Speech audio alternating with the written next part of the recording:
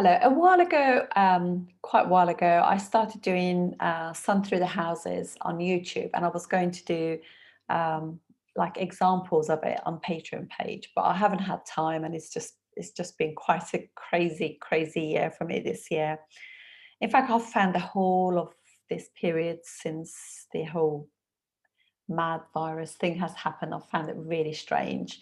So anyway, so I'm trying to like keep the focus and deliver what I'm supposed to be delivering to you guys. So I did the videos for example video for Sun in the first house. And now today I'm going to do Sun in the second house. So as you know, Sun is our father, it's our soul's journey. So this is what we wanted to be reincarnated to do this and in this lifetime. So wherever the sun is in your D1 chart, your natal chart, is where you want to have a level of control and level of command, if you like. And that's where we will shine in our chart. So anyway, let's have a look at some couple of charts. I'm going to do Elvis Presley first. Okay. So here we are. So he's Scorpio ascending, and we have Sun in his second house in his in Sagittarius with Mercury. So obviously this shows great intelligence as well, and actually his Sun is kind of really agitating Mercury, which is the speech. And so he might have been, at the young age, he might have been a little bit nervous about talking. And as you can see also, this shows you what kind of voice he has. So you will have second house is speech. Obviously Elvis Presley, one of the most famous singers in the world.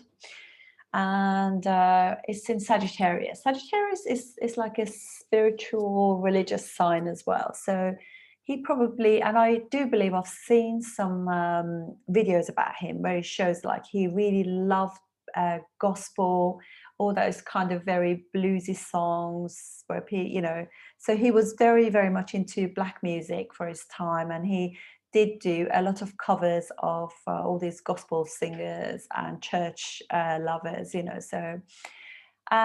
so you will mix that with what is actually in his third house. So it's got Venus in third house with Rahu, which is a really nice combination there. They work really well together, and Venus is very comfortable there.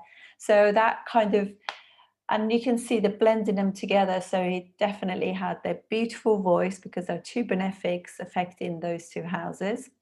Rahu will just expand everything, and Sun is obviously gives command, and his voice is quite a commanding voice, really, in a sense. And the dispositor of Jupiter, of the Sun, Jupiter is in Libra as well. So it's very much like a Venusian house. So it's really helping that too. So this is how you can see like how the person is doing, is how their voice is, kind of thing. And Purvashada as well, where Sun resides, is also ruled by Venus too. So although it's a commanding voice, it has got a Venusian undertone to it, which is really beautiful. So this is the very first one. And clearly, you can see there's high amount of intelligence with that too.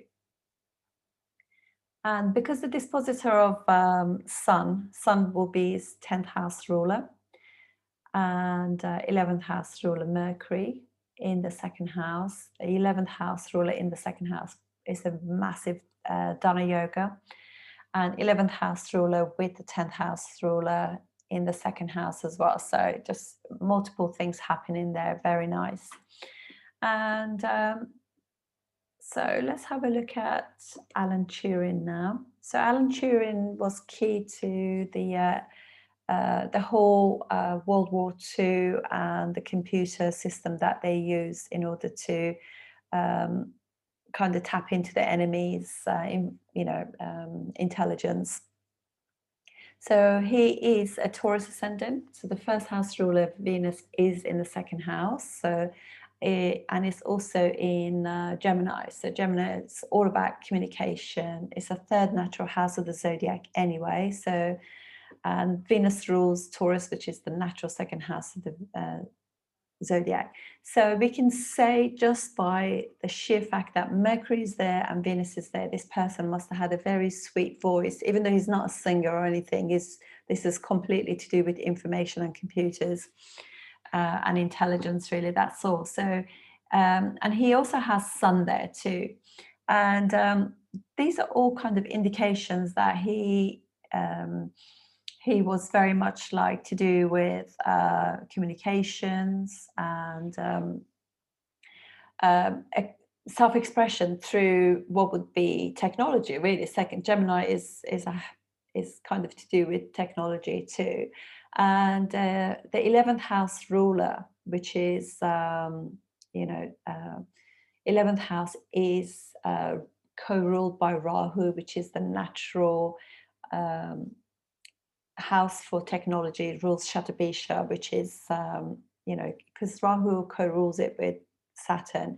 It's also the 11th house ruler in the first house.